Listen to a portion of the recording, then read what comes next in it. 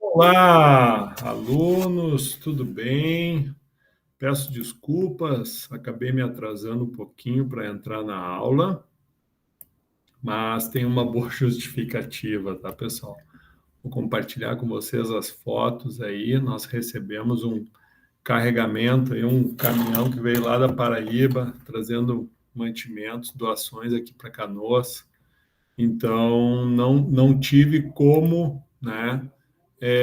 Não estar lá, né? Imagina uma carreta inteira sendo descarregada por pessoas. Então, eu vou compartilhar aqui com vocês para que vocês possam ter, né, a noção aí do trabalho que a gente realizou. Eu só vou ter que logar aqui o meu celular. Tô aqui. Ok.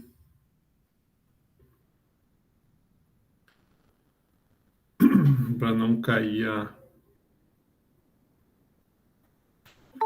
Ok. Então tá.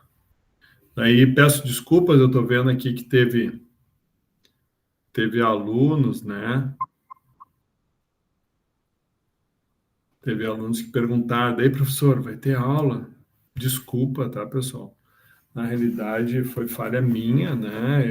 A carreta chegou às 3 horas da tarde, o previsto era às 2, então ela acabou chegando um pouquinho mais tarde, atrasou 1 hora na chegada, e daí a gente teve que, né, fazer uma força-tarefa para descarregar. E, cara, uma carreta é muito grande. Então, eu tenho aqui alunos aí, Yasmin, aqui perguntando, sim.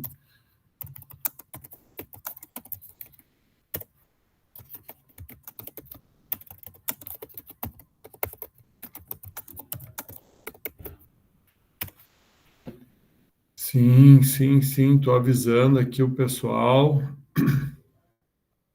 que, que estamos, né, estamos aí acessando agora. Deixa eu ver quem mais de aluno aqui questionou, tá? Então foi a Yasmin.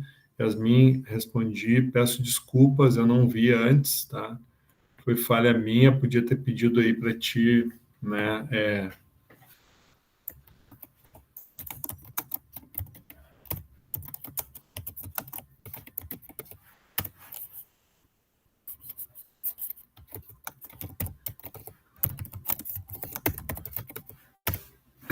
Bom, então deixa eu compartilhar com vocês aqui só para vocês terem aí uma noção. Não é que eu queira justificar, tá, pessoal? Mas na realidade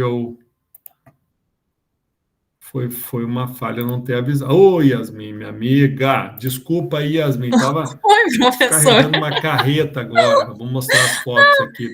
A gente entrou, daí eu não vi nada. Daí a gente, não, sair não vai ter aula. Não, capaz, cara. Tem aqui, ó. Você tá enxergando minha tela aí? Sim. Nós temos um grupo aqui que é o grupo Química Solidária, né? E daí chegou uma carreta lá da Paraíba, aqui, ó. O horário que o cara chegou aqui, ó. Espera aí que não tá dando para vocês escutarem, né? Espera aí. Não, o áudio não. Eu acho que é válido, né? Principalmente pedir desculpas, que eu vi que tu mandou ali tu mandou o recado e eu acabei não vendo, porque imagina carregando o Não, sem caminhão, problema, capaz. não É que a vi gente nada. entrou, daí. Aí eu, vou mandar mensagem, né? Aí não, fez bem. Aqui, graças a Deus. Olha, o cara chegou. Obrigado a todos aí que nos ajudaram a trazer esses produtos, esses donativos aqui para o Rio Grande do Sul. Obrigado a todos. Valeu, Gaúcho! O cara é Gaúcho Torres. E daí só que ele estava lá na Paraíba, daí ele trouxe, aqui. né? Olha aí o caminhãozinho chegando, a Química Solidária aí, ó. Valeu Paraíba! Obrigado, meu irmão. Um grande abraço. É isso aí. a entregar Imagina, aqui carregar no La Salle, Niterói. Valeu! na mão, cara. Tivemos que descarregar na mão. Daí batemos mais umas fotinhas aqui. Aqui, ó. Ó, tava Aí, trabalhando pessoal. ali, Vamos ó. aí, ó. Está fluindo aí, ó. Ah, o negocinho é ferrado, velho. Daí aqui foi o final, a hora que a gente terminou lá de... Aí, pessoal, obrigado pela doação, estamos muito gratos. Começamos, era 3 horas da tarde, terminamos agora, né? Estamos aqui com o Arthur, o Gaúcho, com a Márcia, que recebeu aqui o voluntariado, né, do La Salle, né, aqui La Salle Niterói. Canoas está muito agradecida. Muito obrigado, Paraíba. Valeu, Beijão. gente. Muito obrigada. Obrigada mesmo. Aí, Leandrão, aí, galera!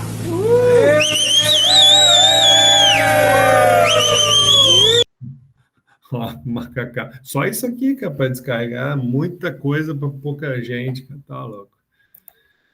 Então é isso, tá? Imagina. Então, justificativa dada pelo atraso, viu? Sem problema. Então, tá. Gurias, então, assim, ó, o que eu vou fazer? Eu vou gravar, né? Não sei se tinha mais gente na hora que vocês entraram. Sim, tinha mais gente. Tá, Sem então, problema. Só deixa eu perguntar uma coisa, que claro. eu deixei lá a minha dúvida no fórum, que eu lembro que o senhor disse que eu tinha até essa semana para colocar a dúvida, que o senhor ia fechar as notas, né? Sim. Eu ia... Não sei se tu tem contato direto com o Natan, se ele quer dar uma olhada, ou se depois a gente vê isso. Enfim, não é algo que seja muito importante agora. Tu colocou lá, né? E daí o Natan não te retornou? Ainda não. Eu não sei se ele viu também. Tá. Tá? Mas Não, sem problema, só para te avisar não, mesmo. a gente vê agora mesmo e depois a gente já começa a aula. Não, vamos fazer assim, ó. Eu refiz, eu não sei também se eu tô fazendo, se eu tô calculando da forma correta, tá? Porque eu refiz e não achei meu erro. Deu o mesmo resultado. Sim, entendi. O que nós podemos fazer, ó? Tá? Eu dou a aula agora para a gente, né, já finalizar a gravação, daí depois, se tu não te importar, depois da aula, daí eu encerro aqui e a gente tira a dúvida, pode ser? Pode sim. Tranquilo? Então tá. Então, obrigado. Vou compartilhar a tela aqui.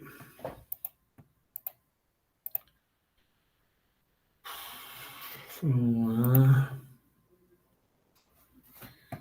Ok, pessoal. Então, boa noite, né? Estamos gravando nossa disciplina aqui de modelagem, desculpa, operações unitárias.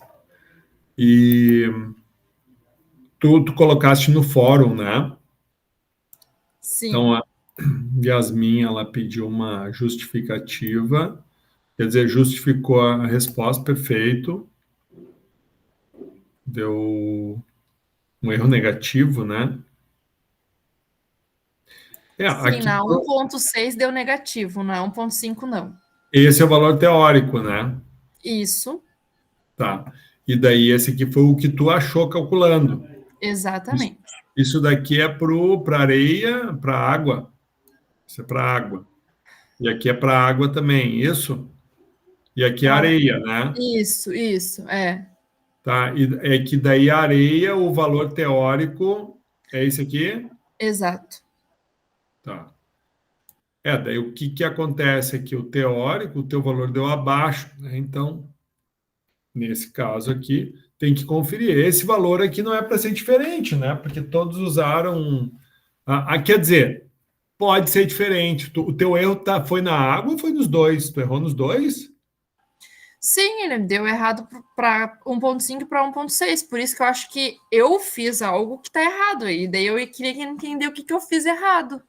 Porque assim, as outras questões, tudo ele deu certo. Porque o que acontece, ó? Só antes de a gente fazer a correção. Aqui, no 1.6, como a fonte de pesquisa da areia era por conta do aluno, então o valor ele pode variar, né? Porque a massa específica ok, a massa específica todos vão ter a mesma, né? Só que a referência da massa específica ela vai depender da tua busca, certo? Certo. Lembra que eu pedi para vocês pesquisarem, daí vocês tinham que dizer, olha, a literatura tal, a massa específica da areia é tal. Ok? Então, é nessa linha, nessa vibe aí que a gente tem que ver. Então, o que eu vou fazer? Depois, então, da aula, em especial, eu vou cuidar do teu caso, daí, se tu puder esperar, a gente faz, Eu espero sim. Uhum. Senão a gente finaliza e daí eu faço a correção e depois eu te dou a justificativa. Tá. Não, pode ser que seja erro meu mesmo, mas eu refiz o exercício e daí eu não achei o erro. Só por isso que eu queria entender o que eu fiz de errado. Até para, né, a gente tem a S depois, vai que cai uma questão parecida e eu quero saber como é que se resolve. Tá, então depois então a gente entra nesse detalhe aí, bem tranquilo, tá? Então, nossa aula de hoje é a aula 14, então já está disponível a apresentação, tá? Nós temos aqui os exemplos já trabalhados do capítulo 4, do tema 4, e daí nós temos um material sobre bombas, e nós temos um segundo material também sobre bombas. Então, hoje a gente finaliza o capítulo 4 e vamos dar início, então, ao capítulo 5, onde a gente vai falar sobre o que faz com que os fluidos, né, se desloquem, sejam eles líquidos ou gasosos. Então, o que fornece energia para que o fluido, então, se desloque de um ponto para o outro. E daí vai ter uma atividadezinha, valendo nota aqui, esse TDE, né, valendo 0,2. Lembrando que na aula passada, então, a gente teve uma atividade que antes, né, de fazer a correção, eu vou apresentar para vocês o gabarito, até para que vocês tenham a oportunidade, né, de fazer uma análise do que fizeram, né, e que a gente possa discutir agora, né, nesse momento, vocês dizendo, aconteceu tal coisa, eu fiz assim, fiz assado, e a gente possa, então, justificar, né, as respostas. Então, todos enxergam minha tela, posso começar, ok? Sim. Né? Bom, então, hoje vamos dar o feedback sobre o TDE avaliativo da aula passada, tá? E vamos finalizar o capítulo 4 e dar início, então, ao capítulo 5, tá? Bom, a atividade da aula passada, então, era uma atividade onde o aluno tinha que checar, né, a diferença entre a equação de Darcy, Weissenbach do artigo lido e da apresentada no livro, parte 3 da disciplina. Então, assim, no artigo, que era o material 1, que eu disponibilizei para vocês, tinha uma forma, né, dessa equação estar apresentada, e na disciplina eu apresento uma outra forma. Daí eu fiz a seguinte pergunta: são iguais ou são diferentes? É óbvio, né, que visualmente elas são diferentes, mas elas expressam né, o mesmo conteúdo, sim ou não? Daí, tu chegou a fazer, Yasmin? Sim, senhor. E daí, o que tu acha? São iguais ou são diferentes? Expressam o mesmo conteúdo? Sim. Ela determina a perda de carga. Tá. Então, as duas formas são iguais ou elas são diferentes? O conteúdo delas é diferente? O que eu respondi, que elas são duas equações aparentemente diferentes com a mesma utilidade, que é para determinar a perda de carga. Porém, elas são com métodos diferentes. Uma delas, que é a do livro, calcula o fator de atrito por um método e a outra por outro método. Tá, mas e em termos de, digamos assim, de validação da equação, né? Tu conseguiu validar, as equações são iguais, elas levam ao mesmo resultado ou levam a resultados diferentes? Elas levam a resultados diferentes, e isso eu não expliquei. Tá. E tu tá Deveria? sozinha ou tu tem uma companheira contigo aí? Eu tô sozinha. Tá, hoje tu tá fazendo sozinho. Então, assim, na realidade, elas levam ao mesmo resultado, tá? O método é o mesmo, tá? A única coisa que muda são, digamos assim, os componentes da equação, tá? Mas que são componentes equivalentes, tá? Então, eu vou explicar isso para vocês. Então, 8 pessoas fizeram de 14, então tivemos uma participação de 57%, ok? Não há diferença, tá? Elas são iguais. Por quê? Então, ó, essa aqui, então, é a equação que nós temos no livro, tá? No nosso livro, e essa aqui era a equação que nós temos no artigo, certo? Ambas expressam perda de carga e ambas entregam o mesmo resultado. Então, a justificativa está aqui, ó. Então, essa aqui é a equação do artigo e essa aqui é a equação do livro, certo? Então, vamos ver, ó, se essa nossa equação aqui ela não chega a essa mesma situação. Então, o que nós fizemos aqui, ó? Quando eu divido 1 por 2, eu tenho 0,5, certo? O F é o fator de atrito, esse aqui, ok? V, velocidade, né, ao quadrado sobre gravidade vezes L sobre T. Então, vamos lá. Então, ficou 0,5, o F, fator de atrito. Vamos lá. O que é velocidade, pessoal? Velocidade não é vazão dividido por área. O que é vazão? Vou dar um exemplo. Vazão é metro cúbico por segundo, certo?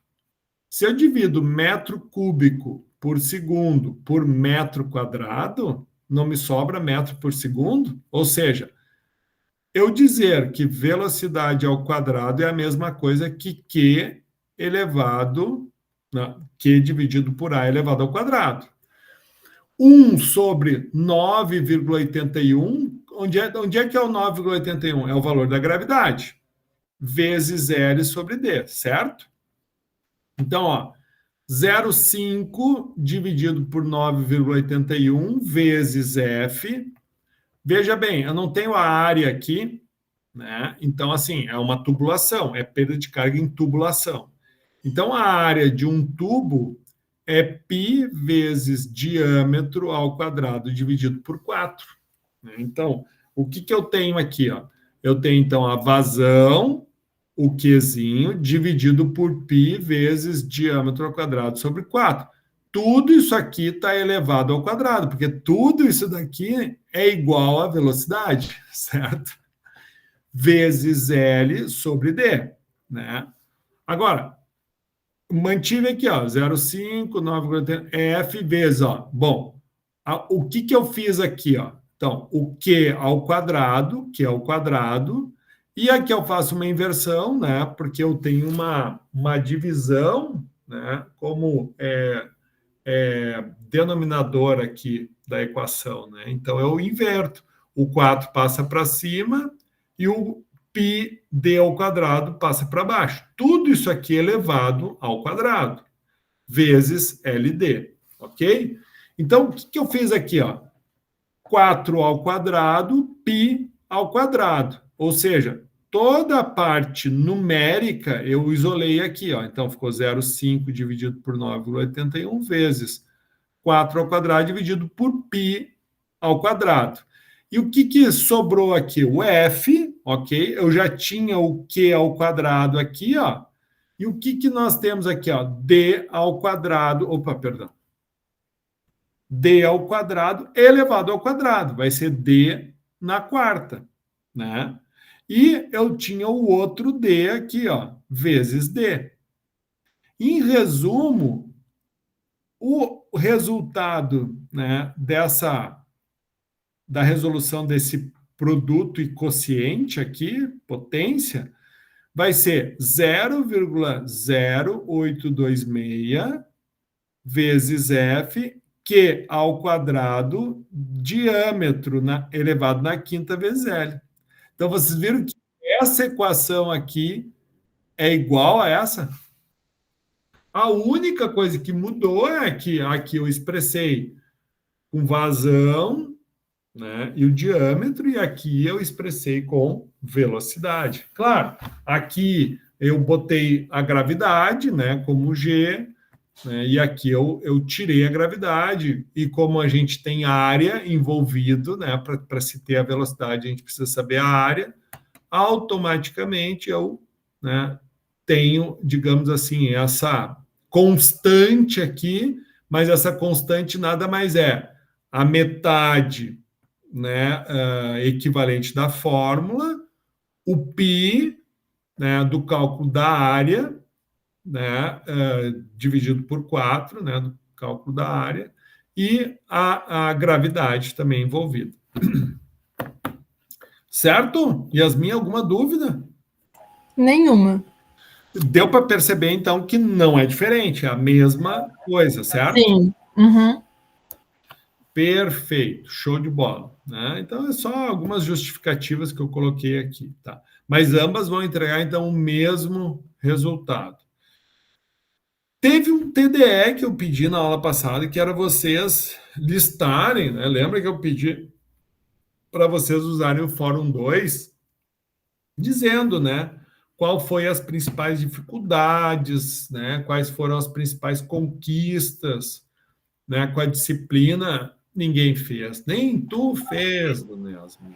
Vai, eu nem lembrei dessa daí, acredita? Eu não lembrava desse pedido. Ah, mas então fala aí, fala aí. Qual foi as principais dificuldades que tu teve com essa disciplina? Eu acho que não é bem uma dificuldade, mas é quando a gente começa a ver as coisas, mas não visivelmente, sabe? Tipo, a gente tá vendo conteúdo, por exemplo. Vou usar o exemplo do primeiro vídeo, quando tu falou da parte da peneira. Tá. Quando a gente fez o vídeo, é visível ver o conteúdo na parte prática. E quando a gente não vê tanto essa parte teórica na parte prática, fica um pouco mais, não difícil, não seria essa palavra, mas não é tão... Ficaria melhor de entender se a gente tivesse a parte prática, entendeu? Acho que fica assim melhor. Em todos os conteúdos, mas não que seja... Não achei algo difícil ainda. Assim, isso aqui é impossível de ser entendido.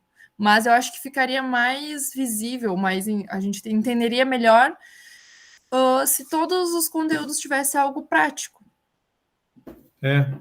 Pena que essa disciplina era uma disciplina que eu trabalhava ela, que ela era presencial, né, no currículo antigo, e hoje eu vou mostrar para vocês, eu levava os alunos para umas 4 aulas, eu levava para o laboratório. Então, a gente fazia a peneiração, a gente fazia a determinação de massa específica, nós fazíamos, né, a determinação da granulometria, nós fazíamos também os cálculos de perda de carga, fazíamos a determinação de vazão. Então, assim, era uma cadeira bem prática, e a gente fazia uso dos laboratórios lá do prédio 19 e também fazia, né, a prática no laboratório de fenômenos de transporte, né? Então, foi uma perda que a gente teve. Eu consegui trazer essas práticas de forma virtual, né? Mas é como tu disse, é uma coisa que é diferente, né? É diferente. Então, mas, infelizmente, ninguém me consultou, né? Se a disciplina poderia ser ou não nesse formato, né? Então... Eu acho que sim, que o senhor tem uma didática que consegue trazer, mesmo assim, a gente consegue enxergar. Tipo, eu consegui enxergar, mesmo no IAD, fazendo essa prática em casa. Só que tem coisas que eu acho que seria interessante se a gente tivesse a prática. Mas é só isso mesmo que eu acho que... E as principais conquistas? Qual foi algo assim que tu viu, que tu aprendi com a disciplina, não sabia, era algo que realmente chamou a atenção, ou não teve nada de conquista? Deixa eu ver. Acho que aquela parte da porosidade, daquele dia que tu perguntou o que era porosidade, para mim, na minha cabeça, tinha muito a ver com fluido. E daí, não, porosidade não tem a ver com fluido. Eu acho que isso foi uma coisa propriedade da matéria sólida, né? Isso.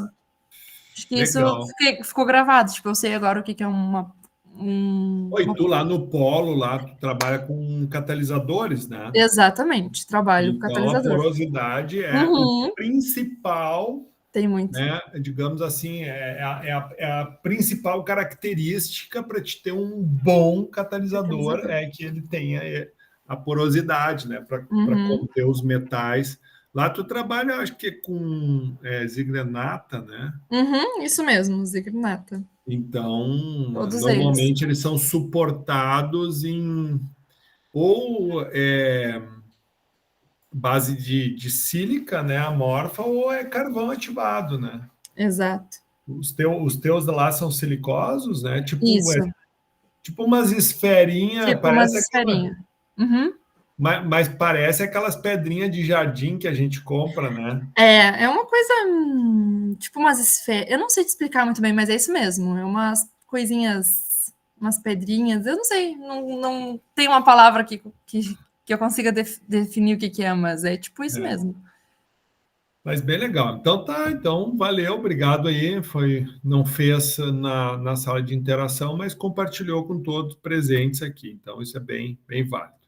Então, finalizando a parte 4. Então, ficou na aula passada essa atividade, né? Então, que a gente tem um sistema, né? Então, veja aqui, ó, tu tem uma medida da pressão antes, o fluido, então, passa por dentro da tubulação, que tem uma série de acidentes, né? Ou seja, nós temos aqui, ó, uma curva, 2, 3... Além de ter um comprimento linear de tubulação, nós também temos acessórios, que são as curvas aqui, né? E o que nós percebemos, né? O que o exercício nos traz? Que essa tubulação é uma tubulação de 25 milímetros, né? Aquela tubulação mais fininha de PVC. Nós temos a pressão no início e uma pressão no final, tá? E as informações que são dadas são as que seguem. Então, é apresentado que a pressão no início é 1,5 e a pressão no final é 0,7. É dado a vazão do fluido dentro dessa tubulação, né? É dado o diâmetro da tubulação e a viscosidade cinemática da água, né? Que é 1 vezes 10 a menos 6, certo? Bom, com base... o peso específico da água nada mais é a massa específica vezes a gravidade, né? Que vai ser aproximadamente, então, 10.000 newton por metro quadrado, certo? Então, com base nessas informações, o primeiro questionamento era, né, a diferença de energia ou carga, porque isso é importante. A perda de carga muito vai ser vista, né, pela perda de energia do fluido, né? E como que a gente pode enxergar essa perda de energia? Através da redução da pressão, né? E isso foi visível, né? Entre o ponto 1 e 2, praticamente baixou 0,8, né, quilograma-força por centímetro quadrado. Então, é exatamente isso que ele mostra, né? Que a diferença de pressão, ela é a perda de carga, né?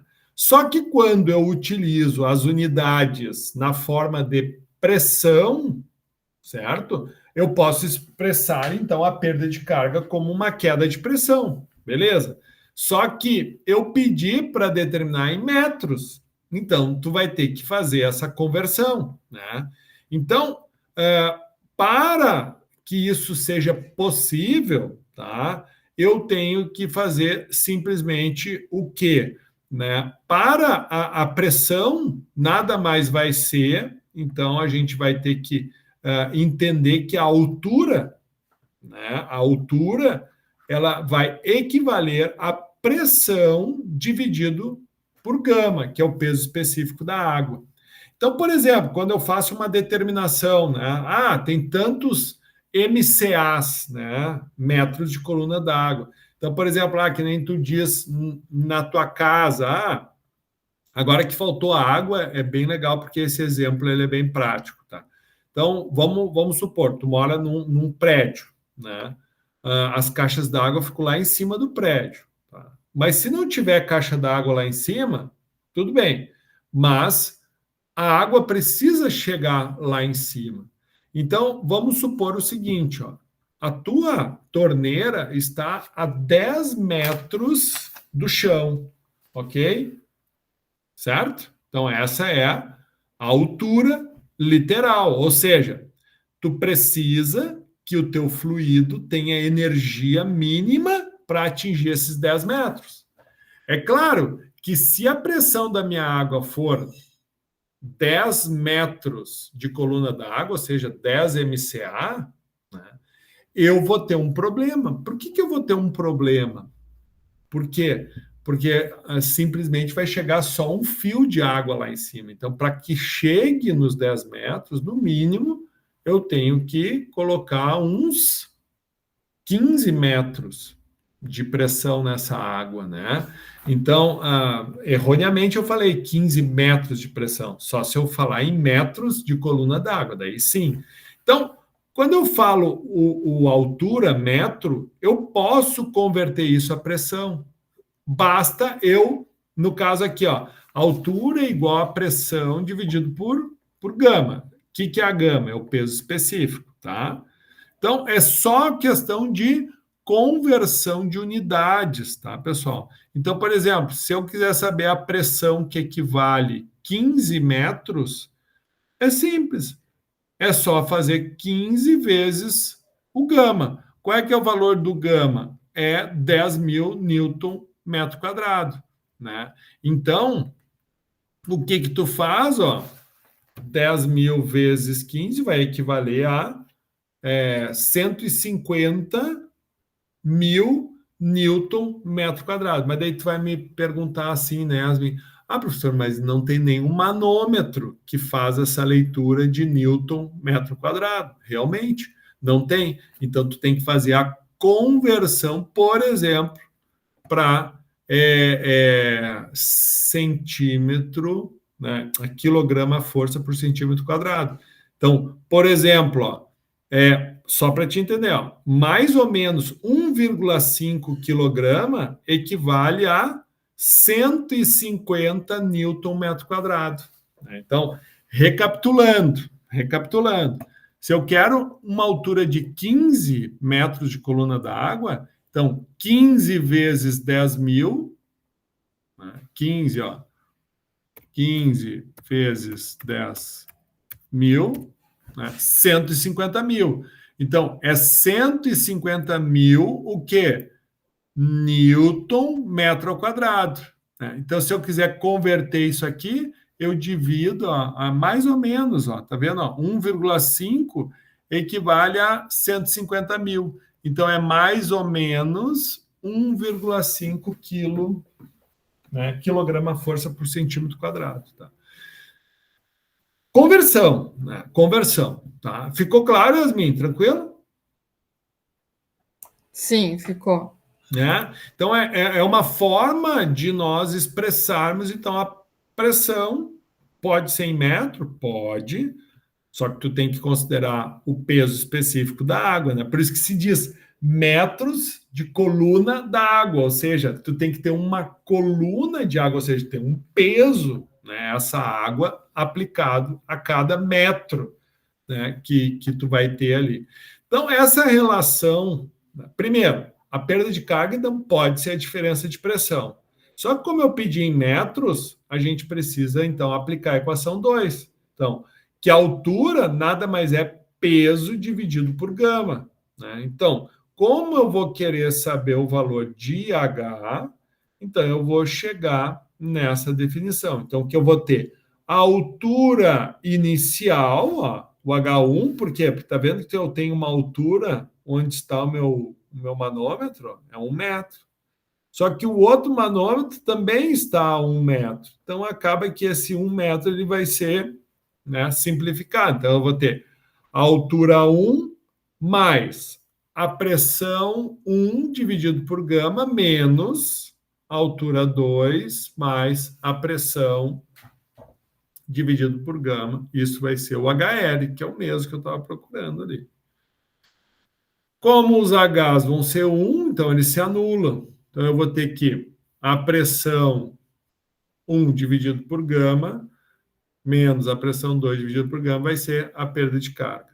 Então, primeira coisa, eu não posso trabalhar com quilograma força por centímetro quadrado, eu tenho que converter a Newton metro quadrado. Então, Newton metro quadrado dividido por Newton metro cúbico, né? Então, o que vai sobrar desse Newton metro quadrado e do Newton metro cúbico? O que vai sobrar? Vai sobrar 1 metro, que é o que nós vamos ter. Então, a resultante dessa diferença de pressão. Então, essa diferença de aproximadamente 0,8 quilograma força por centímetro quadrado vai equivaler a aproximadamente 8 metros de coluna da água, certo? Ou seja, 8 metros, tá? Ok? Daí aqui, eu trago para vocês entenderem como é que é as conversões, né? Então, assim, nós temos que a pressão é força dividido por área, né? Daí aqui, só para vocês entenderem as relações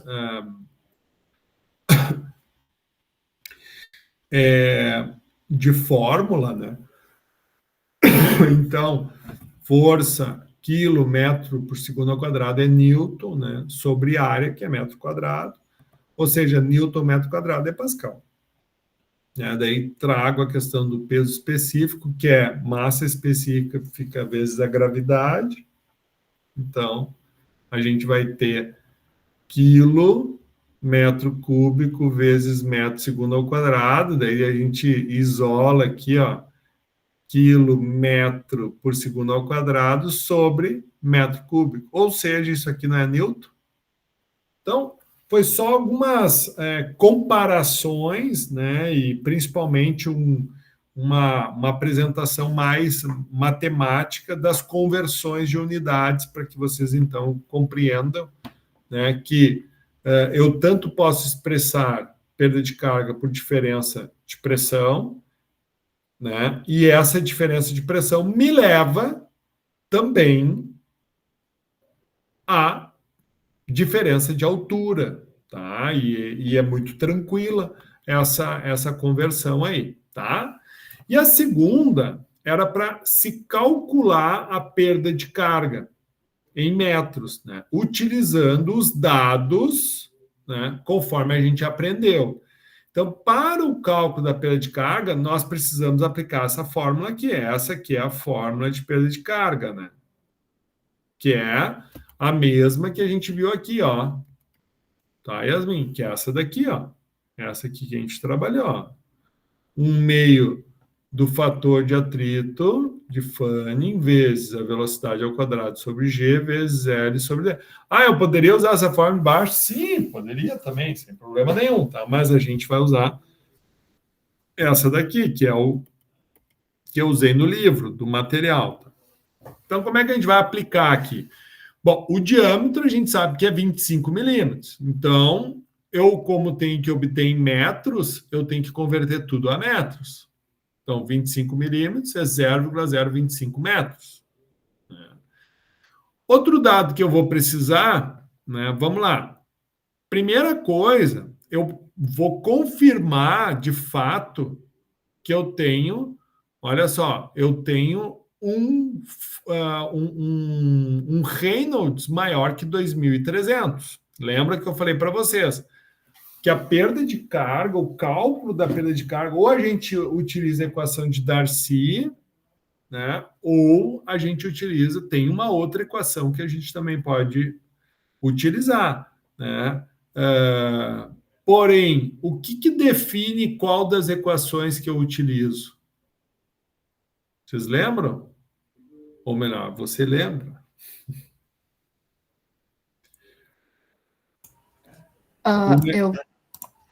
Eu acho que é para fluxo turbulento ou laminar. Isso. Daí foi o que eu disse para vocês, que em 95% dos casos sempre será um fluxo turbulento, tá? Então, sempre que for fluxo turbulento, a gente utiliza a equação de Darcy, tá? Então, aqui foi só uma confirmação de que, de fato, o fluxo é turbulento. Então, eu já sei que é a equação de Darcy que eu tenho que usar. Mas eu também preciso do número de Reynolds para quê? Para mim poder utilizar o diagrama de Moody. Lembra o que é o diagrama de Moody? Eu já vou mostrar o que é. O diagrama de Moody é aquele que tem as linhas, né? Só que para a gente encontrar a linha, eu preciso definir o grau de rugosidade. Então, para mim poder aplicar tudo isso aqui que a gente está vendo, então eu vou ter que desmembrar as partes. Então, uma das coisas que eu preciso saber é o diâmetro, já sei. A área é importante eu saber. Por quê? Porque eu tenho a vazão. Lembra que a vazão era 10 metros cúbicos por hora? Só que eu vou ter que converter isso para segundos, né? Por quê? Porque a gravidade está em segundos, né? Então, eu converto. Então, 10 metros cúbicos por hora equivale a 2,8 vezes 10 na menos 3 metros cúbicos por segundo, né? Então, para a área, eu preciso ter π vezes diâmetro ao quadrado sobre 4, né? A viscosidade cinemática foi um dado, já estava em metro quadrado por segundo, a gravidade, 9,81. Então, aqui eu encontrei a velocidade, ó, dividindo a vazão em metro por segundo pela área. Então, a velocidade vai ser 5,65. Tendo velocidade, tendo diâmetro em metros, tendo a viscosidade cinemática, eu consegui encontrar o número de Reynolds. Bom, o grau de rugosidade, como que eu determinei? Conhecendo o diâmetro da tubulação. Então, uma tubulação de 25 milímetros, ela é aproximadamente equivalente a 1 polegada. 1 polegada é 32 milímetros, tá? Então, essa tubulação ela é aproximadamente igual a 1 polegada. Então, como é que eu vou saber, professor, qual é que é o... Porque a gente vai ter que pegar aqui, ó, certo? Então, é um tubo de plástico, certo? Veja, o menor diâmetro é 1. Então, o valor vai ser esse aqui, ó, 6 vezes 10 na menos... vezes 10 a menos 5. Então, não tem outra opção, a gente vai ter que usar esse valor, né? Mas é 25 milímetros, não é 1 polegada. 1 polegada é mais ou menos 32. Então, é uma aproximação, mas isso faz parte. Essa observação faz parte, tá? Claro, se fosse maior que 1 polegada, daí tu teria que encontrar o melhor enquadramento, mas ok. Então, com o diâmetro da tubulação, eu encontro o grau de rugosidade. Então, foi exatamente isso que eu fiz aqui, né? 6 vezes 10 a menos 5. Já o fator de atrito, a gente vai precisar utilizar o diagrama de Moody. O diagrama de Moody, então, eu vou precisar do do grau de rugosidade e do número de Reynolds, que é essa daqui. Então, ó, 6 vezes 10 a menos 5 é essa. Vamos supor, se o valor fosse 0,25, por exemplo, eu utilizaria esta linha aqui, ó. Mas como é 6 vezes 10 a menos 5, então eu tenho que usar essa linha. Então, essa é a linha preta, só que eu fiz o risco aqui em vermelho e ficou meio tortinho, mas na realidade eu tenho que seguir nessa linha aqui, certo? Ó, nessa linha. Daí, quando essa linha ela acaba aqui, não é que ela acaba, é porque, na realidade, ela continua nessa linha de baixo aqui. Ou seja, à medida que nós temos um aumento, uma redução no número de Reynolds, todos eles tendem a se equivaler a essa linha, que é a linha que tem uma rugosidade de 1, 2, 3, 4, 5, 6, de 1 vezes 10 na menos 6. Então, todas vão se encontrar aqui embaixo. Então, o que falta agora eu fazer? Eu ver qual é que era o número de Reynolds. Então, o número de Reynolds era 1,41. Então, aqui é 1, aqui é 2, então 1,41 mais ou menos aqui.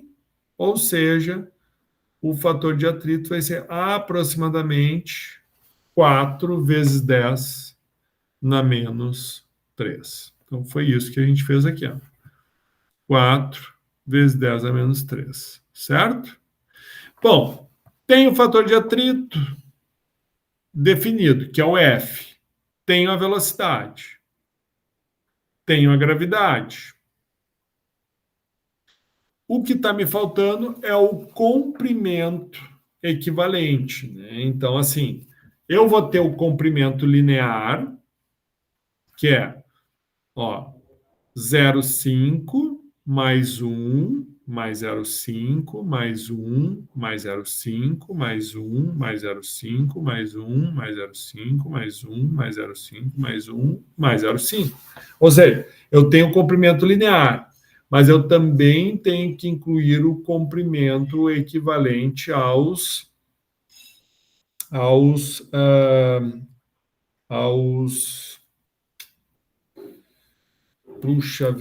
acessórios. Né? Então, eu tenho aqui uma curva, 2, 3, 4, 5, 6, 7, 8, 9, 10, 11, 12. Tenho 12 curvas. Então, é exatamente isso que ele mostra aqui. Ó. Então, eu tenho 12 curvas de 90 graus, certo? Cada curva de 90 graus tem uma tabelinha, ó. Tá vendo as curvas? Ó? Então, em comprimentos em metros, mais os meio metros, e mais o joelho, porque tem duas coisas, né? Uma é uma curva, a curva tem um valor diferente do joelho, tá, pessoal? Nesse caso aqui, nós vamos ter joelhos, pode ver, o joelho, como ele é mais fechado, ele vai ter uma perda de carga maior do que uma curva, tá vendo? A tubulação era 1 polegada, aproximadamente, né, os 25 milímetros. Então, aqui, 1,5, certo? Então, PVC 1,5, ok? 1 polegada. Então, fica fácil a gente colocar aqui, 12 vezes 1,5 e mais o comprimento. Aí, daí o dos acessórios vai dar 18 metros. E o comprimento equivalente vai ser 7 vezes meio metro mais 6 vezes 1. Então, vai dar 9,5. Então, comprimento equivalente, tá? Todo comprimento equivalente. Se eu convertesse todos os acessórios em metros, eu teria 18 metros de tubulação, mais os 9,5 metros linear. Então, o LT vai ser 18 mais 9,5. Então, eu tenho o F, tenho velocidade, tenho gravidade, tenho LT, tenho diâmetro, tudo isso daqui calculando, eu vou ter, então, o HL de 7,27 metros. Bom, pessoal, que conclusão que a gente chega? Se eu fizer o cálculo da perda de carga pela diferença de pressão, eu encontrei 7,8 metros, certo? Se eu fizer, né, pelo cálculo de Darcy, eu encontro 7,3 metros. Então, vocês viram que tem uma similaridade, é muito próximo os valores, né? Claro, esse valor aqui depende de uma calibração, né? Se os, digamos assim, manômetros não estiverem calibrados, né? A questão da temperatura, para a gente poder definir a massa específica conforme a temperatura que a gente tem a medida. Então, tudo isso acaba influenciando para que a gente tenha um dado mais próximo possível. Mas o que fica, né, como resumo de tudo que a gente viu? Que a perda de carga ela pode, então, ser obtida, né, de ambas as formas, mas todas elas levam a um resultado muito semelhante, tá? Pessoal, alguma dúvida? Não, eu não tenho dúvida. Perfeito. E aqui foi o que eu disse, né? Se a gente tiver um fluxo, então, que vai ser laminar, daí a gente utilizaria Poiseuille, né? Então, como 95% dos casos vão ter um Reynolds maior que 2.300, aqui eu trago 2.000, sabe? Mas, assim, quando a gente considera quando a gente leva em consideração a Universidade de Brasília, que é a que faz as provas normalmente da Petrobras, eles consideram um Reynolds de 2.300, acima de 2.300 o fluxo, então, vai ser turbulento, tá? Daí, a questão C era para pedir para calcular a perda de carga, né? Que aqui, acho mais ou menos, a gente vai encontrar o teu erro aqui, né? Semelhante ao que tu estava fazendo lá no teu trabalho. Então, assim, o resultado, se a gente inverte a questão, né, do experimental com relação ao calculado, né, a gente sempre tem uma diferença, que nem aqui, ó, eu considerei nesse cálculo, por isso que eu coloquei a fórmula, mas aqui eu considerei que eu quero enxergar o erro com base no dado experimental. Então, qual foi o dado experimental? O dado experimental ele me trouxe a altura com base nas pressões. Então, esse aqui é o dado experimental, 7,84, que foi aquele que eu peguei as pressões dos manômetros, fiz a conversão e obtive a medida de 7,8.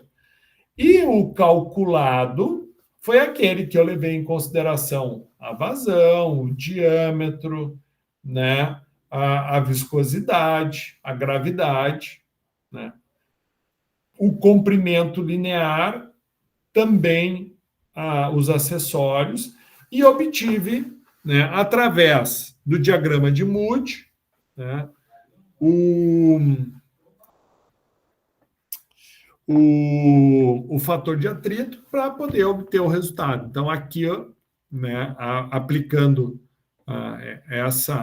esse equacionamento, esse seria o calculado. Então, eu considero que o experimental, para mim, é 100%. Né? Ou seja, é o valor máximo. Então, eu faço o experimental menos o calculado, e aqui eu posso até inverter, né? Se, por exemplo, eu não quero que o valor fique negativo. É muito simples. Se o calculado está maior do que o experimental, eu boto o calculado na frente do experimental. E se eu quero, se o experimental tiver então maior do que o calculado, eu deixo o experimental.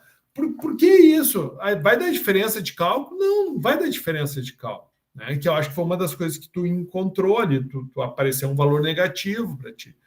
Mas por que tu faz isso? Porque tudo bem. O que significa se o valor der negativo? Quer dizer o seguinte, que o que está na frente, né, na subtração, é menor do que o que está depois. Então, nesse caso, se o valor desse negativo, utilizando essa fórmula, me mostraria o seguinte, se deu negativo, quer dizer que o teu valor calculado foi maior do que o experimental. Então, tu vai ter um erro superior, né, com relação ao experimental. Mas, nesse caso aqui, o experimental foi maior do que o calculado. Né? O calculado foi 7,2 e o experimental foi 7,8. Então, assim, o que significa esse valor? Quer dizer que o experimental, então, ele foi 7,3%, né? Superior, maior do que o valor calculado. Então, é isso que ele tá me dizendo aqui, certo? E aqui é o espaço lá da Ubra, que tem, ó, aqui tem um manômetro, né? Que a gente mede a vazão, tem outros métodos também para avaliar a vazão. Aqui é o circuito, que é literalmente o que a gente fez, ó. Vem, desce, sobe. Então, esse sisteminha tem lá na Ubra. Aqui as curvas, ó, tá vendo? E quem construiu esse sistema lá na Ubra, sabe quem foi, Yasmin? Não. É teu colega lá, foi do trabalho de conclusão de curso dele, lá na Ubra. Foi o Tem tanta Cícero. gente que... Ah, o Cícero. Eu ia dizer, tem tanta gente que trabalha lá que estuda na Ubra. Foi o Cícero que montou essas tubulações aqui, fez, ficou bem legal. Né? Ó, a leitura. Então, aqui no caso foi. Porque o que vai fazer mudar essa. Vamos ver se tu pegou a manha. O que vai fazer mudar essa pressão? Vocês viram que no exercício estava marcando antes 1,5, depois 0,7, ok? Certo? Certo. No exercício anterior. Agora, por exemplo, por que está marcando 1 aqui e não 1,5? O que deve estar diferente nessa experimentação que eu fiz aí? O que eu fiz para baixar a pressão? O que tu acha que eu fiz? Não tem muita coisa que fazer nesse sistema. Ele é só tubo, ó. Então, para mudar a pressão aqui, o que tem que mudar?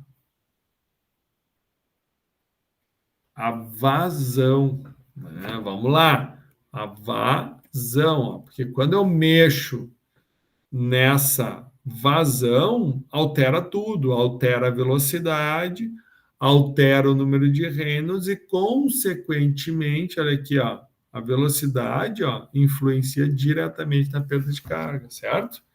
Então, quanto maior for a vazão, maior vai ser a pressão no sistema, ou seja, mais energia o fluido vai ter, certo? Pressão alta significa energia acumulada dentro da tubulação, ok? E daí aquilo, quanto mais cai a energia, quer dizer o quê?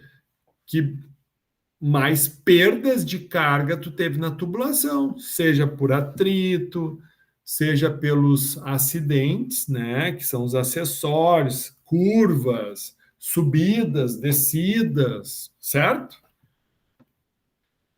Então, certo. O que eu disse para vocês? Vocês tinham o Excel, né? Ou melhor, vocês têm o Excel, tá? Que é o que eu estou disponibilizando para vocês hoje, ó, que é o exemplo 1 do tema 4, que foi o que eu mostrei aqui, ó, o exemplo 1 do tema 4. Então, vocês podem fazer manualmente, que nem eu mostrei, ou vocês podem utilizar, então, o Excel. Né? O que mais que nós vamos ver? Então, um dos problemas, né, que a gente enxerga na indústria é a questão da determinação da vazão. Vocês viram a importância da vazão, né? Se eu tiver uma vazão maior ou menor, isso vai influenciar na velocidade. Influenciando na velocidade, influencia no tipo de escoamento, laminar ou turbulento. Né? E essa realidade aí, né, me afeta o quê?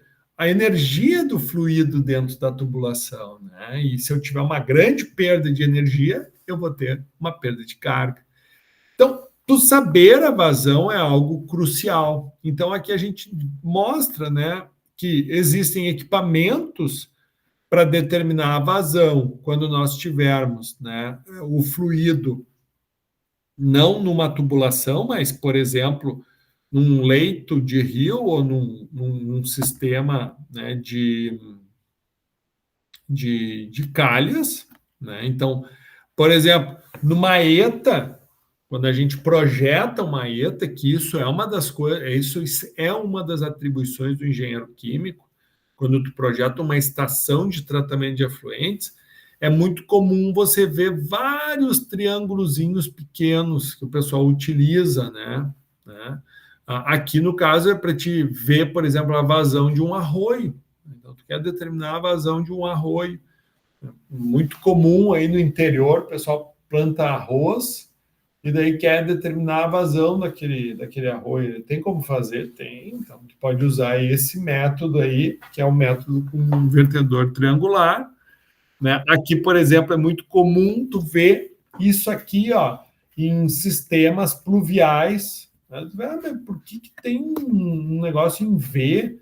Nem sempre é em V, às vezes ele pode ser retangular, mas tudo isso é para te determinar a vazão. Então, tem como tu saber a vazão. Aqui é um triângulo. E esse aqui é o que eu falei da ETA, e ET é muito comum. Não sei se vocês... Tu visitou a ETA lá, né, da Corsã, né? Não. No dia da visita eu não consegui ir.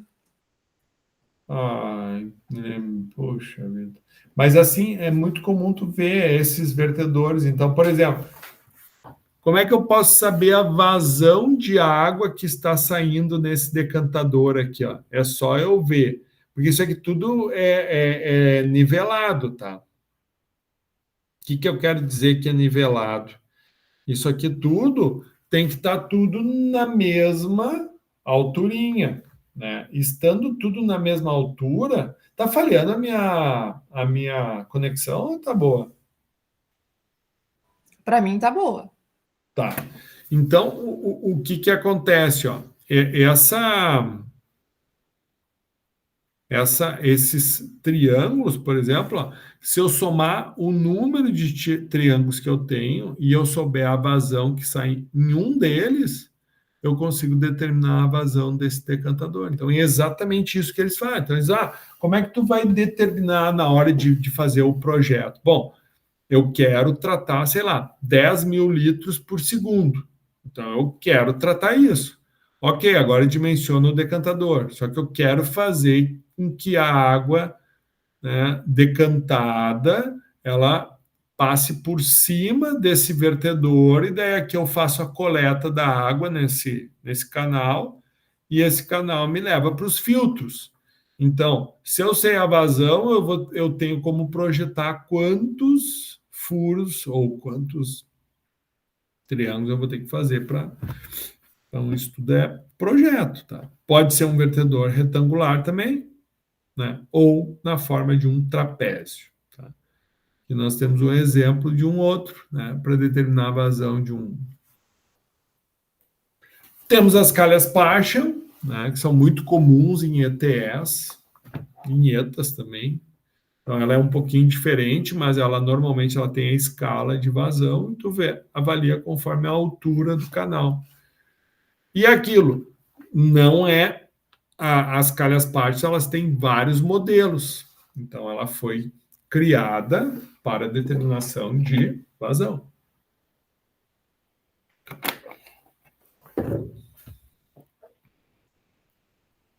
E é muito... Aqui, por exemplo, ó, é um sistema e aqui, né, a calha Paschen para avaliar a vazão. Então, por exemplo, um arroiozinho, o cara construiu aqui uma calha Paschen de concreto. Então, todo esse dimensional aqui, ele é propositalmente feito, né, objetivando se avaliar a vazão. Né, aqui para uma saída de efluente. E para determinação de vazão em tubulações, né, tu pode utilizar um sistema com tubo de Pitot, né, tu pode usar rotâmetros, medidores de vazão de pistão, medidores de vazão mástica, ultrassônicos, né, tipo turbina, sensores de rotor. Mas, por exemplo, tu também, né, o que é a vazão? É uma relação de volume por tempo. Então, tu também pode avaliar a vazão com o hidrômetro, né? O hidrômetro é aquele reloginho que a gente tem lá na frente de casa para medir a água, né?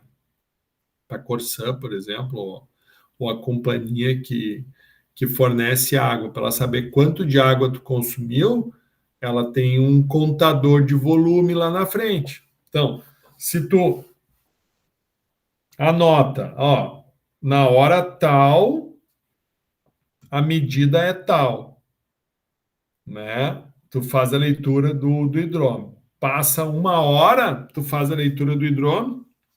Vamos supor que depois de 1 hora passou 10 metros cúbicos, então é fácil.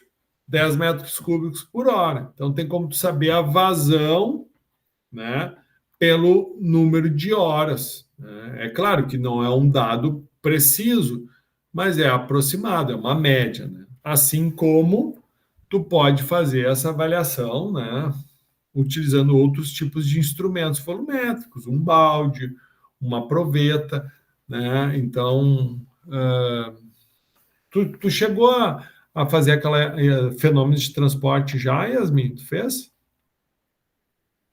Sim, já fiz. Lembra que a gente calculou a vazão lá da água da torneira? Modelagem também. Ah, tu tá fazendo modelagem, né? Faço modelagem, isso mesmo. Lembra que eu disse para vocês calcularem a vazão que a gente Sim, fez lembro. o escoamento do tanque, tinha que avaliar a vazão. Daí vocês fizeram Isso. o quê? Volume dividido por tempo, que é Isso. também outra forma de se calcular a vazão. Bom, e o exemplo que aqui eu mostro para vocês é o seguinte, ó. Ele pede para determinar a vazão volumétrica do óleo, admitindo uma perda de carga. Então, veja, eu consigo, então, né, obter esse resultado, né? Então, qual será a vazão volumétrica, tendo informações como densidade, viscosidade dinâmica, né? Tipo de regime, porque se ele é um regime turbulento, então eu sei que Reynolds é maior que 2.300. Em uma tubulação de aço carbono, para mim entender qual é a rugosidade, né? Com um diâmetro interno de 90 milímetros. E uma perda de carga. Então, o que é a relação da perda de carga? É o H, L aquele, né?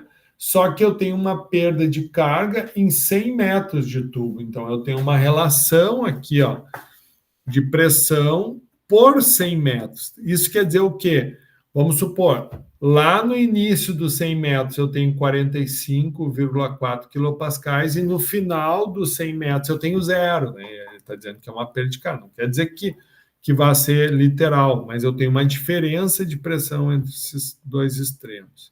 Então, coloco os dados. Como é que eu vou calcular? Então, para que eu possa, então, determinar, a primeira coisa que eu vou fazer, né, é lembrar que gama, então, é ρ vezes gravidade. O comprimento total é 100. O gama, né, do óleo, então, eu pego a massa, a densidade do óleo aqui, né? Então, por isso que deu 8.829. A diferença de pressão, 45,4, só que assim, metros, Newton, metro, quilopascal é o quê? Pascal é Newton, metro quadrado. Então, eu tenho que converter. Tiro o quilo, fica pascal, ou seja, eu chego na unidade compatível, 45.400 Newton metro quadrado.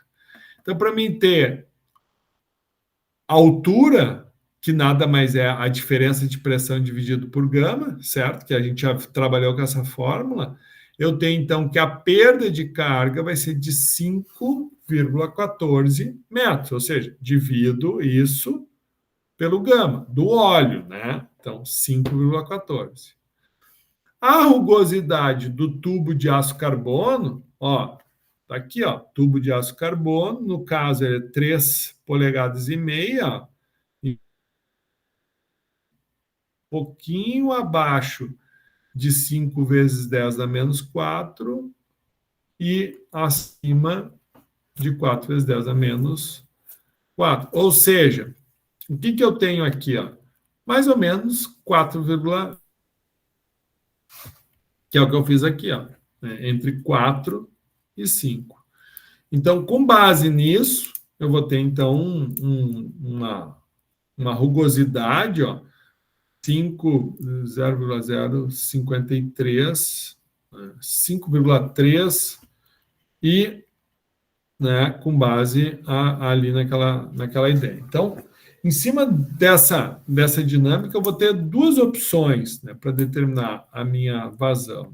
A opção 1, um fator de atrito de 4 vezes 10 na menos 3, e a outra é utilizando um fator de atrito de 5. Por quê? Porque eu não tinha o Reynolds exato. Lembre-se, ele só me disse que eu tenho um regime turbulento, mas não tem o valor exato, né?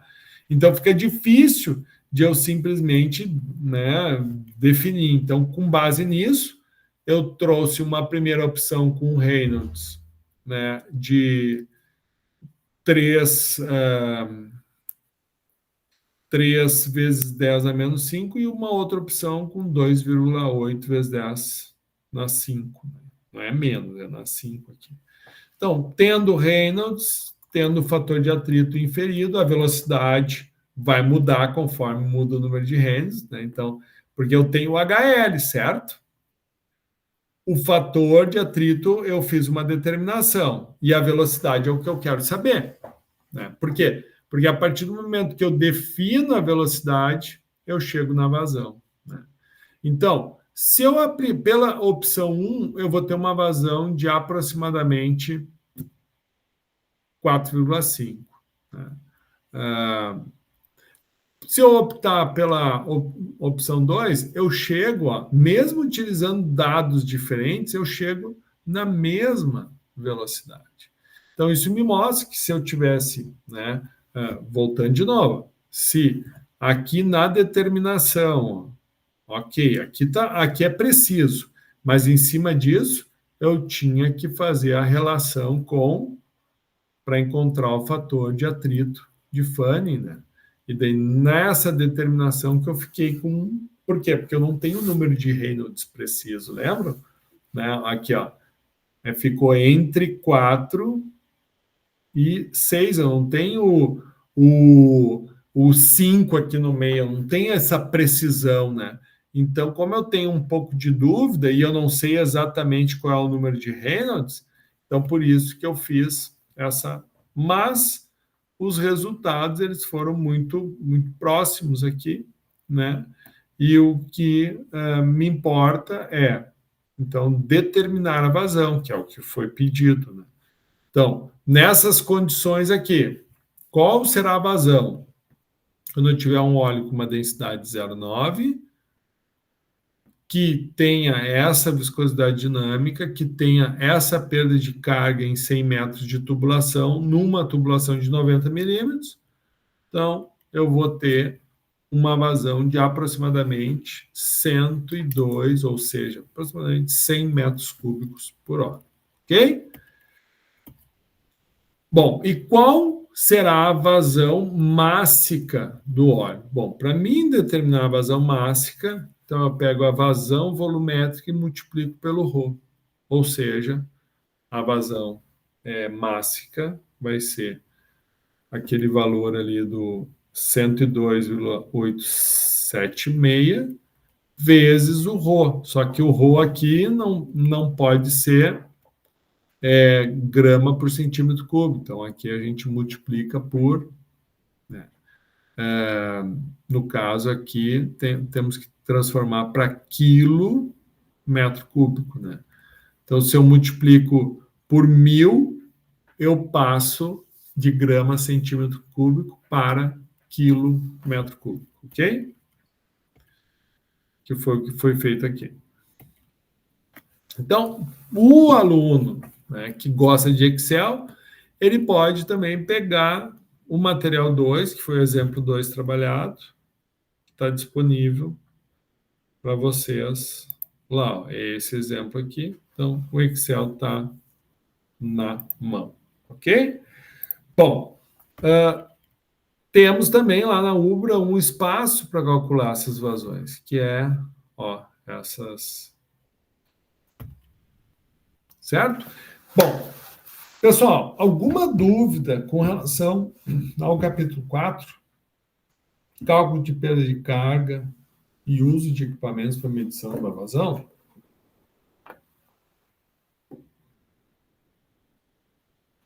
Para mim, tudo certo. Tudo certo, Yasmin?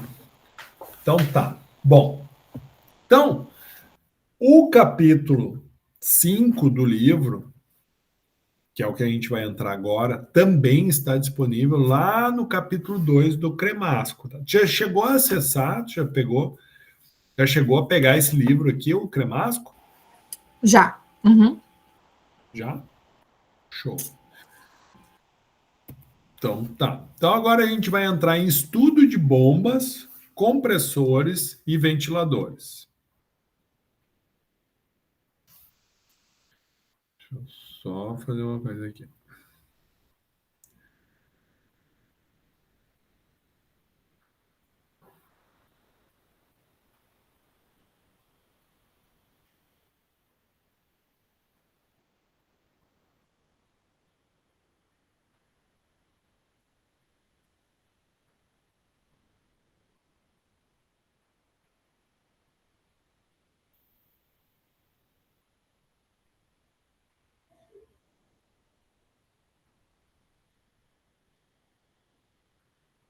Tu sabe se a biblioteca está funcionando? Tu chegou aí lá na Ubra ou não? Não, depois do dia 1º eu não fui lá. Tá, entendi. Não sei te dizer se ela tá funcionando. Tu tá num baile aí? É isso? Música gaúcha? Não! Então. Tá bom, mas é boa, né? Consegue com uma música gaudéria ainda conseguir. Tu viu só? Estão te sacaneando aí, né? Tá louco. Bom, então, essa parte aqui de bombas, ela está dentro do capítulo 5, tá? O livro, tranquilo, né? Você sabe onde é que está. O livro da disciplina está lá, conhecendo a disciplina. Então, está aqui dentro do capítulo 5, ó, que é o que a gente vai falar agora, que é o... Eu não sei se eu comentei contigo, eu não consigo abrir Drive e nem acesso a alguma coisa do tipo, porque eu tô com o notebook da empresa. Ah, mas tu também, né? Não, mas eu consegui pegar a parte 3, que eu pedi para... A gente fez um grupo, né? Aí eu pedi para eles baixarem e me mandarem em PDF. Aí a parte 3, que era para fazer o exercício, eu tinha, no caso. Tá, mas no caso, a parte 4 eles baixaram. Esse aqui já é o capítulo 5 já. Isso. Não é, mas eu tô sem acesso, só se eu pedir para alguém baixar para mim. Isso. Tá, mas e a... Ah, o da Milen também é o da empresa. É que a gente foi para Rio Grande para ir embora no domingo, né? Daí a gente nunca mais foi embora. Tá, mas e por que tu não baixa no teu celular e compartilha no computador? Pode ser também, não pensei nessa lógica. Claro. Tu baixa, tu faz o Não, download. mas eu criei, não, a gente tem um grupo, daí a gente manda tudo lá quando a gente precisa. Ah, legal. É só porque daí... É simples, né? Tu baixa no teu celular e manda por e-mail mesmo para ti. É o que eu faço. Muitas vezes eu tinha pensado nisso. Ó, então, além do capítulo 5, que foi o material complementar que eu estou dando para vocês, que é o material 1, tá? E o material 14, o que são esses materiais? Um deles, eles são, digamos assim, ó, materiais bem educativos, tá? E ajudam vocês a compreender. Por exemplo, se tu for trabalhar numa empresa, é muito comum um engenheiro químico ser comprador, assim, ou ter que, né, avaliar catálogo de bombas, coisas desse tipo, tá? Então, ó, aqui, ó, do fornecedor Jacuzzi, Jacuzzi é um tipo de bomba que ela é uma bomba muito utilizada em casa, residência, prédios, né? Ela tem muita aplicação predial, piscinas. Então, noções de hidráulica bem bacana. Tudo que a gente falou está numa linguagem mais simples de se entender aqui, mas, em suma, tudo que está aqui é exatamente o que a gente está vendo. Tá? Então, é noções básicas de hidráulica. E esse daqui é muito bacana porque ele traz as curvas características. Ó. Então, toda bomba, ela, quando é projetada, ela vai ter uma curva característica. Então, aqui, toda bomba, e aí tu vai entender o porquê que eu tanto insisti para vocês aprenderem a calcular a perda de carga em metros.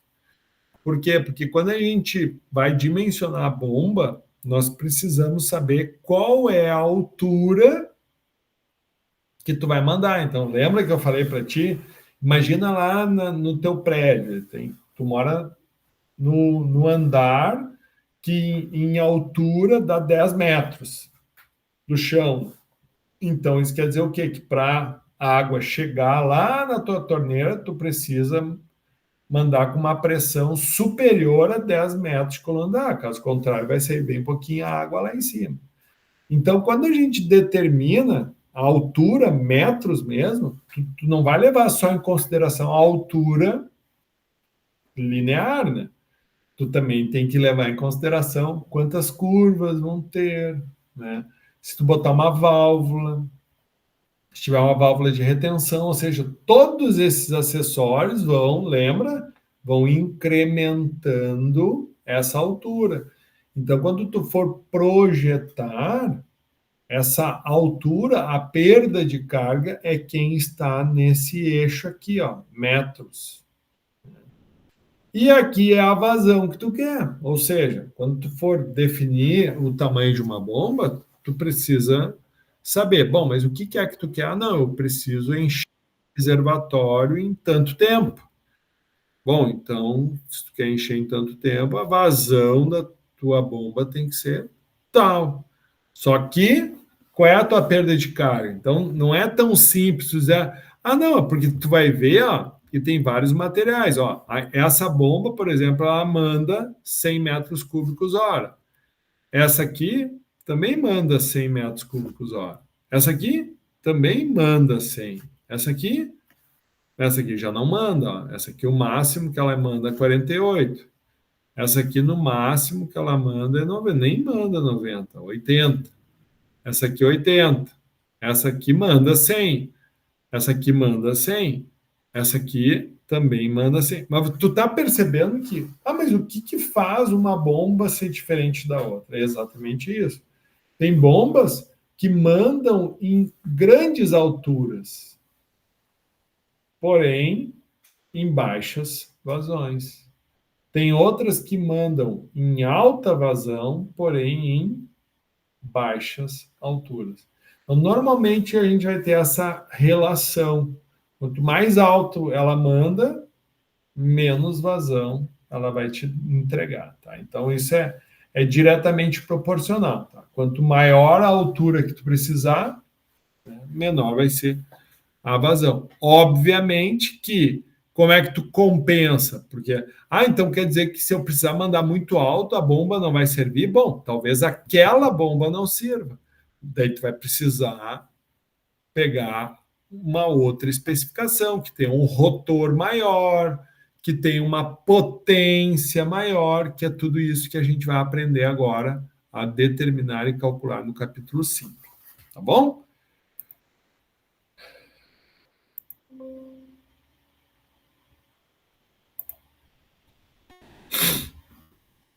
Então, deu para ter uma noção do que a gente vai conversar agora no capítulo 5, né? Com esses materiais. Então, o que é uma bomba? É um dispositivo fluido mecânico que fornece energia, literalmente, energia. Então, se fornece energia, agora eu vou te fazer uma pergunta. Depois da bomba, a pressão é maior ou menor?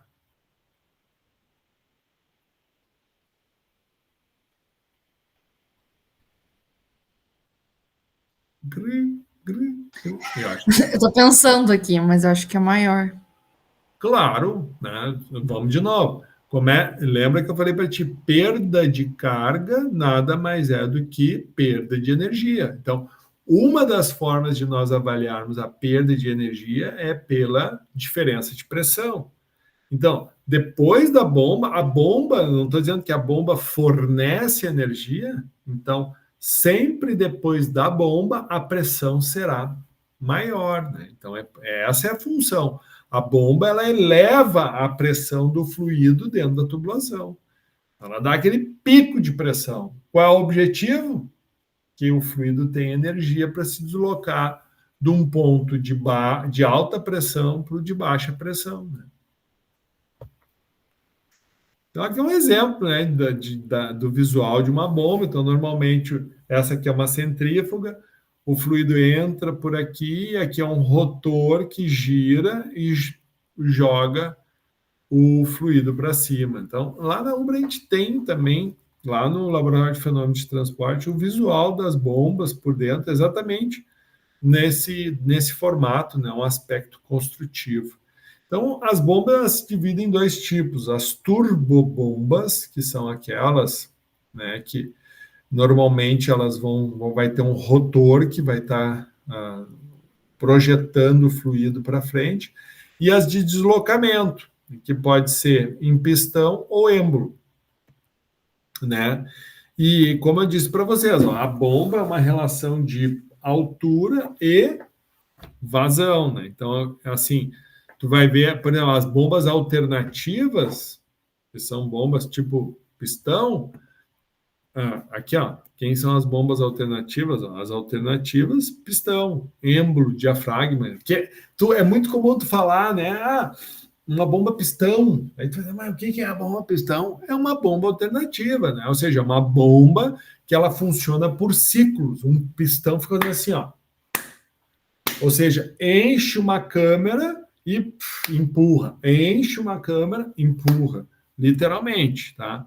Então, elas têm uma capacidade muito boa de mandarem lá em cima. Ou seja, 10 na 5, 10 na 4 metros. Porém, baixas vazões. Que é aqueles volumes. Agora, aquelas que são rotores, elas mandam em altas vazões, porém não tão grandes alturas, né?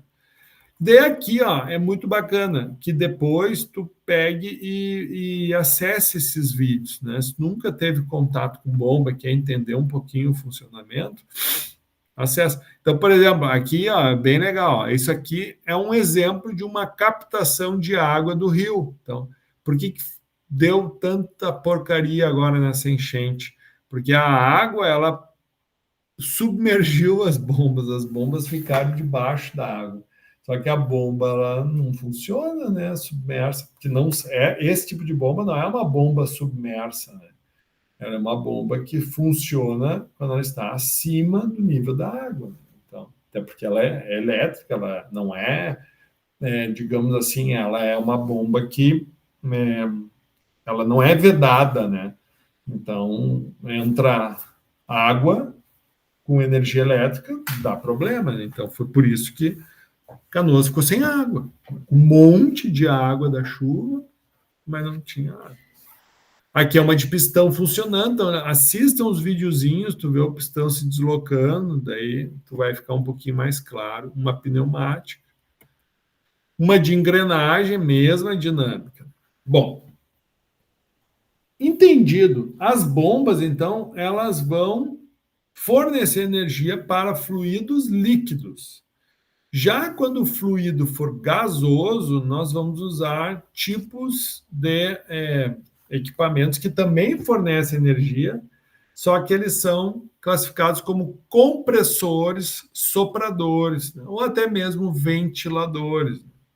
Claro que sempre pensando o seguinte, um ventilador, aquele de casa que a gente utiliza, ele não é direcionado para dentro de uma tubulação, mas se tu coloca tubulação antes e depois das hélices, tu também tem um dispositivo que vai promover um deslocamento, ou seja, antes do ventilador a pressão será menor do que depois, né? Então, assim, por exemplo, um compressor centrífugo, ele é muito parecido com uma bomba centrífuga, né?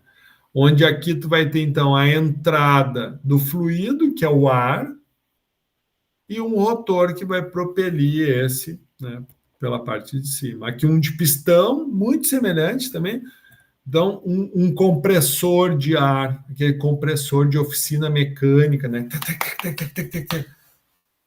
Ou aquele compressor quando tá com o pneu murcho, tu vai lá no posto e tu ouve que tem um negócio fazendo um barulhão. Por que faz tanto barulho? Porque é um pistão que fica batendo. E esse pistão, então, ele literalmente ele pega o ar da rua, pressuriza o ar para dentro de uma mangueira. E ali ele vai. Que nem tu já encheu pneu da bicicleta com uma bomba manual? Já. É um exemplo de uma bomba de pistão manual, né? Tu vai ali, bota, puxa ar, empurra, puxa, empurra, puxa. Claro que daí tem que ter um sistema de vedação para que quando tu puxa, não saia o ar de dentro do pneu, mas que entre o ar, né, de fora. Daí quando tu aperta, ele pressuriza, ou seja, uma câmara fecha e faz com que tu empurre todo o ar para dentro do pneu, né? Uma aqui de diafragma, de paleta rotativa, e a classificação dos compressores é muito igual das bombas. Então, tu vai ter as dinâmicas, né, centrífugas, axiais e mistas, e as de deslocamento positivo, que são as alternativas rotativas, né? E as condições de operação é igual a bomba, literalmente. A altura que a gente vai definir para gases, é muito mais comum a gente falar diferença de pressão e não altura, por isso que ele traz essa comparação, a diferença de pressão em milímetros de coluna da água, mas também pode ser em quilopascal, ou seja, diferença de pressão, literalmente, né? Então, da mesma forma, versus vazão. Então, quanto maior for a pressão, menor vai ser a vazão do fluido gasoso e vice-versa. Se eu quero alta vazão, a bomba ela não vai ter uma grande capacidade de dar uma grande diferença de pressão. E aqui tem vários exemplos, compressores centrífugas, de paleta, né, de parafuso e assim por diante. O que fica, então, para vocês fazerem? A leitura da parte 5, tá, desses materiais e o que eu quero, né, atividade avaliativa para a próxima aula. Vocês vejam, já a P2 já é a segunda avaliação. Tem que construir um fluxograma de aplicação que contemple cálculo de perda de carga. Então, hoje eu ensinei você a calcular a perda de carga, lembra? Como é que tu faz para te calcular a perda de carga? O que tu precisa? Lembra? Precisa saber a disposição da tubulação, precisa saber a vazão, precisa saber a velocidade, precisa saber o diâmetro. Como é que tu acha todas essas informações? Então, dispõe isso através de um diagrama, constrói isso, tipo um esquema de estudo. Eu preciso calcular a perda de carga. Então, para mim chegar na aplicação da fórmula de perda de carga, quais as informações eu preciso procurar no exercício para mim poder chegar na perda de carga, tá bom? Bom, então fico por aqui, encerro a gravação.